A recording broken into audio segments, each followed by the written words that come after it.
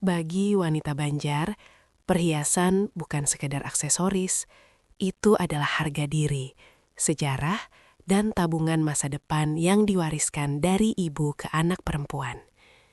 Indri Syakila menyimpan set perhiasan berlian pusaka ibunya di tempat yang paling aman, brankas besi di balik lemari bajunya. Namun, sore itu, saat ia hendak mengambil kalung untuk acara pernikahan keponakan, yang ia temukan hanyalah kotak beludru merah yang kosong. Hampa. Sehampar hatinya saat menyadari bahwa maling itu tidak masuk lewat jendela, melainkan tidur di sebelahnya setiap malam. "Mana, Mas? Mana kalung Mama?" Suara Indri bergetar menahan amarah, tapi matanya menatap tajam ke arah suaminya, Saiful, yang sedang duduk santai menyeruput kopi di ruang tengah.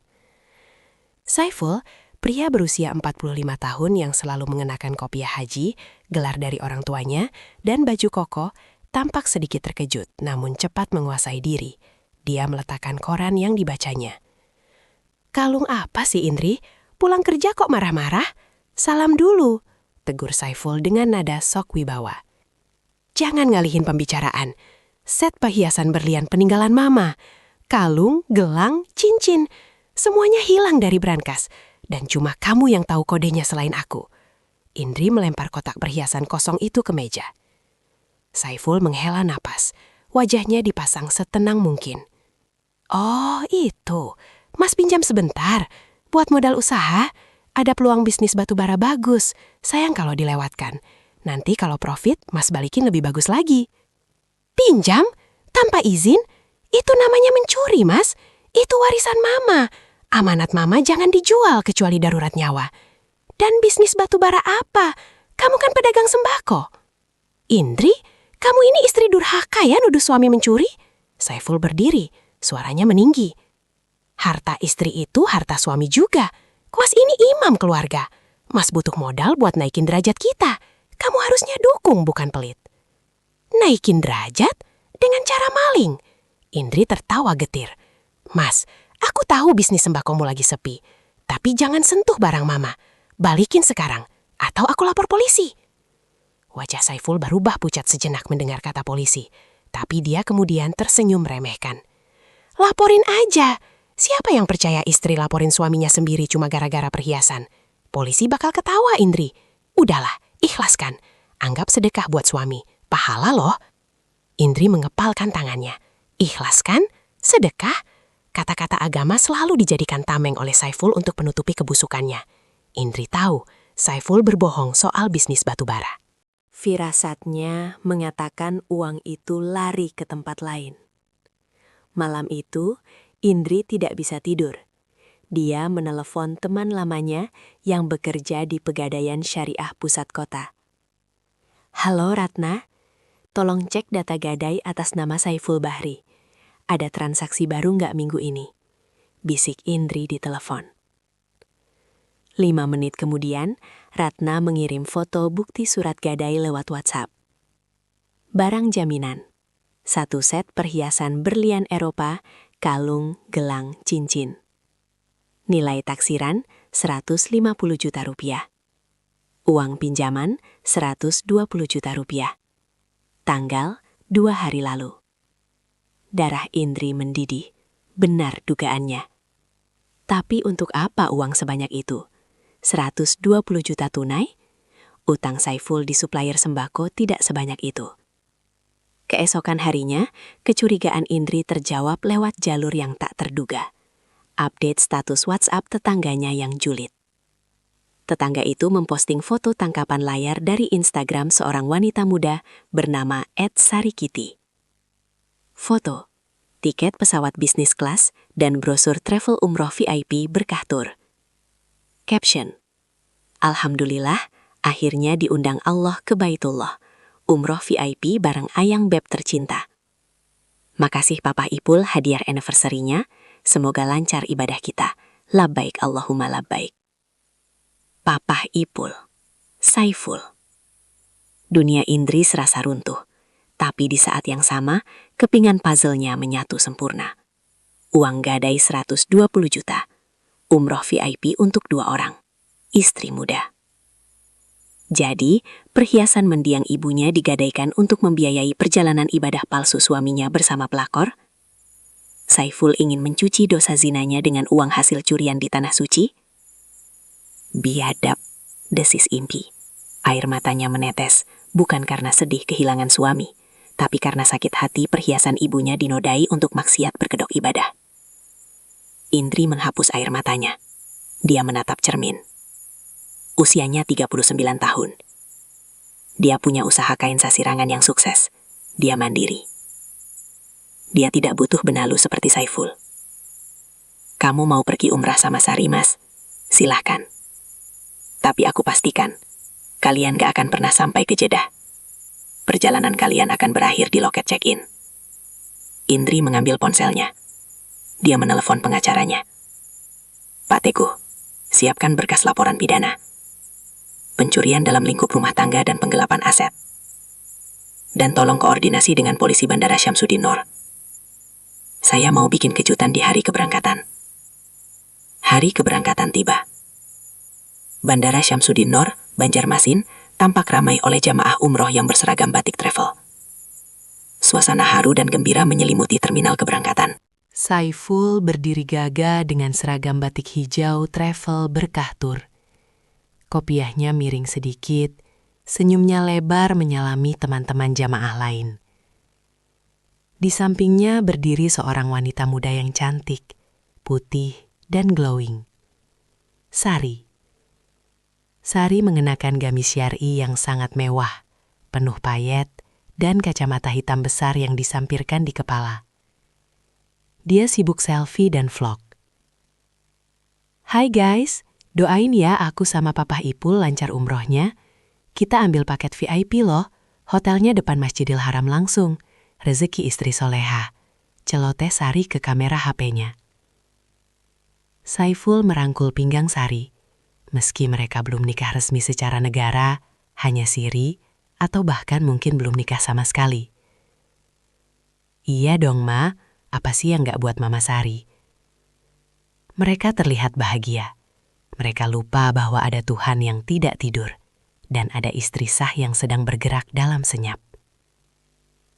Di sudut lain bandara, Indri duduk di kafe sambil memantau dari jauh. Dia mengenakan pakaian kasual, topi, dan masker.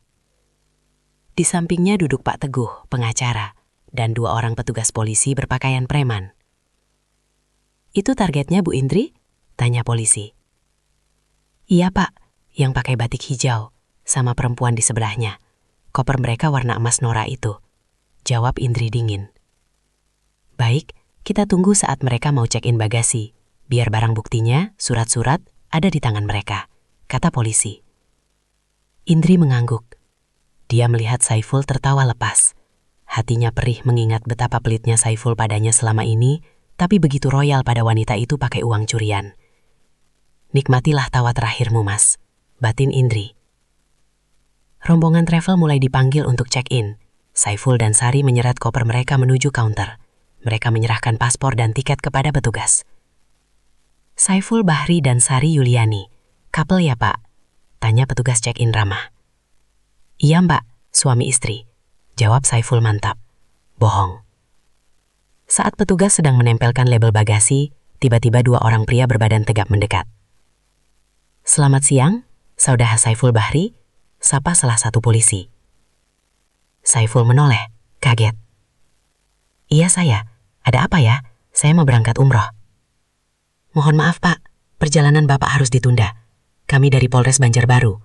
Bapak kami tahan atas dugaan tindak pidana pencurian dengan pemberatan dan penggelapan aset dalam keluarga, berdasarkan laporan Ibu Indri Syakila. Suara polisi itu cukup keras. Jamaah lain yang sedang antre langsung menoleh. Suasana hening seketika. Wajah Saiful pucat pasi. Apa? Indri laporin saya. Pak, ini salah paham. Itu masalah rumah tangga. Saya suami sahnya. Harta dia harta saya. Harta istri bukan harta suami, Pak. Kecuali ada perjanjian pisah harta atau hibah. Apalagi ini barang warisan orang tua istri yang Batak gadaikan tanpa izin. Kami punya bukti surat gadai dengan tanda tangan Bapak, tegas polisi. Sari di samping Saiful mulai panik. Mas, Ini apa-apaan? Kok ada polisi? Kita mau telat boarding nih. Indri muncul dari balik kerumunan. Dia membuka maskernya. Wajahnya tenang, tapi tatapannya membunuh. Nggak akan ada boarding buat kalian hari ini, Sari, kata Indri. Saiful terbelalak. Indri, kamu tega. Aku mau ibadah, Indri. Kamu menghalangi orang ibadah itu dosa besar. Indri tertawa sinis. Suaranya menggema di terminal. Ibadah. Mas, kamu mau menipu Tuhan. Kamu curi emas warisan ibuku, kamu gadai, terus uang haramnya kamu pakai buat zina sama perempuan ini di tanah suci. Kamu pikir doa kamu bakal diterima? Malaikat aja jijik lihat kamu, Mas. Kata-kata Indri menampar kesadaran semua orang di sana. Jamaah lain mulai berbisik-bisik jijik. Masya Allah, pakai uang curian. Bawa pelakor umroh, kualat itu. Sari tidak terima. Heh, ibu tua, jaga mulut ya. Mas Saiful itu kaya, dia nggak perlu nyuri. Ini uang dia sendiri. Uang dia. Indri melempar map berisi bukti mutasi rekening dan surat gadai ke wajah Sari. Baca, itu surat gadai perhiasan ibuku. Uangnya cair 120 juta dan di hari yang sama ditransfer ke rekening travel ini. Kamu itu dibayarin pakai keringat dan darah ibuku yang udah meninggal.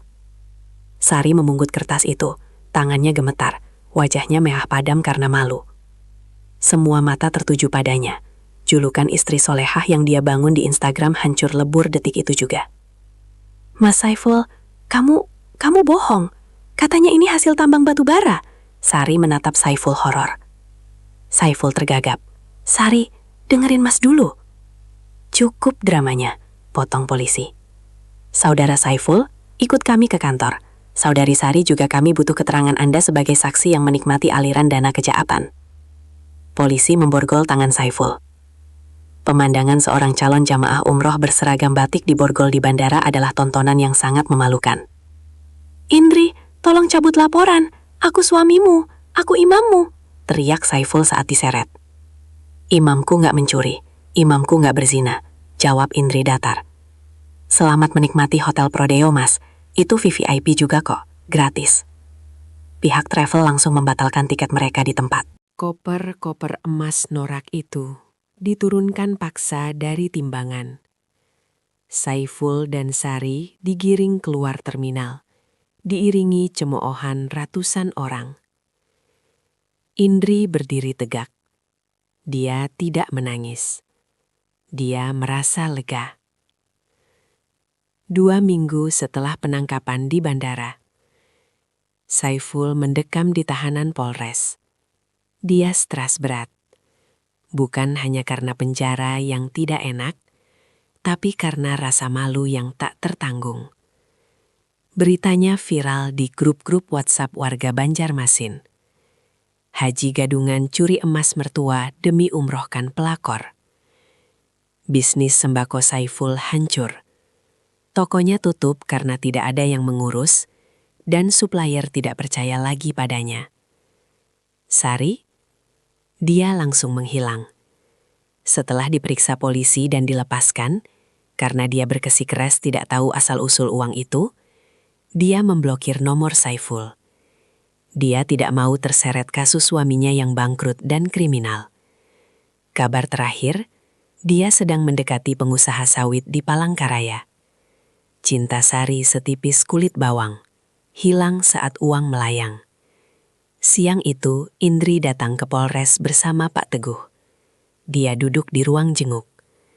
Saiful keluar dengan baju tahanan oranye. Rambutnya yang biasa klimis kini acak-acakan. Wajahnya kusam. Dia menatap Indri dengan mata memelas. Indri, istriku sayang, makasih udah datang. Saiful mencoba meraih tangan Indri lewat jeruji atau kaca pembatas. Indri tidak menyambutnya. Saya datang bukan untuk kangen-kangenan, saudara Saiful. Indri, tolong cabut laporannya. Mas nggak kuat di sini. Mas janji bakal balikin uangnya. Mas bakal kerja keras. Kita mulai lagi dari nol ya. Balikin uangnya. Tokomu sudah tutup. Utangmu di mana-mana. Mau balikin pakai apa? Ginjal? Sindir Indri. Saiful tertunduk. Tolonglah Indri. Kita kan suami istri 15 tahun. Justru karena 15 tahun itu, Mas, aku tahu betul tabiatmu. Kamu nggak akan berubah kalau nggak dikasih pelajaran keras, kata Indri. Indri mengeluarkan sebuah dokumen dari tasnya. Aku bisa cabut laporan pidananya. Aku bisa anggap kasus pencurian ini selesai secara kekeluargaan, supaya kamu bisa bebas. Mata Saiful berbinar. Beneran, Indri? Alhamdulillah, kamu emang istri terbaik. Tapi ada syaratnya. Potong Indri. Apa? Apa aja Mas lakuin? Pertama, tanda tangani surat kesepakatan ini. Kamu mengakui utang sebesar 150 juta. Nilai perhiasan, plus bunga gadai, plus kerugian imaterial, kepada saya. Dan sebagai gantinya, kamu menyerahkan kepemilikan ruko tempat tokomu itu kepada saya. Saiful melotot. Ruko itu? Itu satu-satunya aset, Mas. Ruko itu nilainya setara dengan perhiasan mama yang kamu hilangin. Karena sudah dilelang pegadaian. Indri telat menebusnya karena uangnya dipakai Saiful. Impas.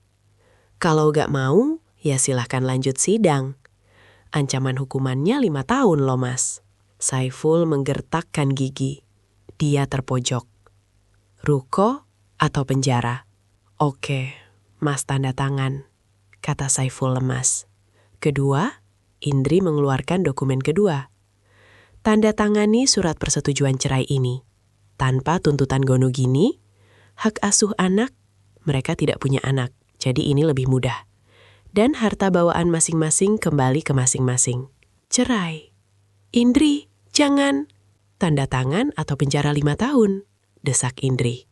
Dengan tangan gemetar dan air mata buaya, Saiful menandatangani kedua dokumen itu. Dia kehilangan istrinya, dia kehilangan rukonya, dia kehilangan perhiasan mertuanya, dan dia kehilangan harga dirinya. Bagus, Indri memasukkan dokumen itu ke tas. Saya akan urus pencabutan laporannya besok. Kamu mungkin bisa keluar lusa, tapi ingat, kamu keluar sebagai duda miskin, tanpa rumah, dan tanpa toko. Jangan pernah injakan kakimu di rumahku lagi. Indri berdiri, merapikan kerudungnya. Oh iya, Mas. Perhiasan mama yang kamu gadai itu, sebenarnya pegadaian belum melelangnya. Saya yang menebusnya kemarin, pakai uang tabungan saya sendiri. Jadi perhiasan itu aman kembali ke saya. Ruko kamu? Itu murni keuntungan saya atas kebodohan kamu. Saiful ternganga. Dia ditipu mentah-mentah oleh strategi istrinya. Indri mendapatkan kembali perhiasannya dan mendapatkan ruko Saiful sebagai ganti rugi. Kamu? Kamu licik, Indri. Saya belajar dari pedagang sembako yang suka ngurangin timbangan. Jawab Indri sambil tersenyum manis. Lalu berjalan keluar, meninggalkan Saiful yang meraung frustrasi.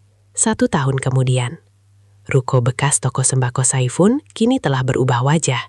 Catnya diganti warna pastel yang cerah. Papan nama besar terpasang di depannya. Galeri Sasirangan Indri & Co. Ruko itu kini menjadi butik kain sasirangan premium yang ramai pengunjung. Indri tidak hanya menjual kain, tapi juga baju jadi dengan desain modern.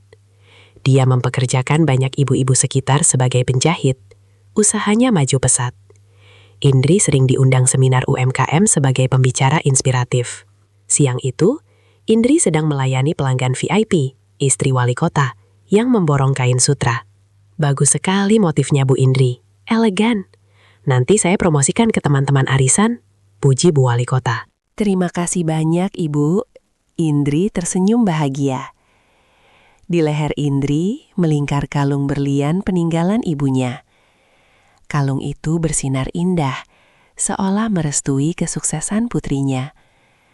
Kalung itu telah kembali ke leher yang berhak, setelah sempat berjalan-jalan ke tempat gadai karena ulah tangan jahil. Saat Indri sedang sibuk, dari kaca jendela butik, dia melihat sosok yang familiar di seberang jalan. Seorang pria kurus mengenakan rompi parkir oranye, sedang meniup peluit mengatur mobil pelanggan butik Indri. Wajahnya kusam, terbakar matahari. Itu Saiful. Setelah keluar dari penjara, kasus dicabut, Saiful hidup luntang-lantung. Tidak ada modal usaha, tidak ada ruko, tidak ada istri. Dia akhirnya menjadi tukang parkir liar di kawasan pertokoan itu. Ironisnya, dia sering memarkirkan mobil pelanggan mantan istrinya sendiri. Saiful melihat ke dalam butik. Dia melihat Indri tertawa bahagia, dikelilingi orang-orang penting. Dia melihat kalung berlian itu di leher Indri. Hatinya perih.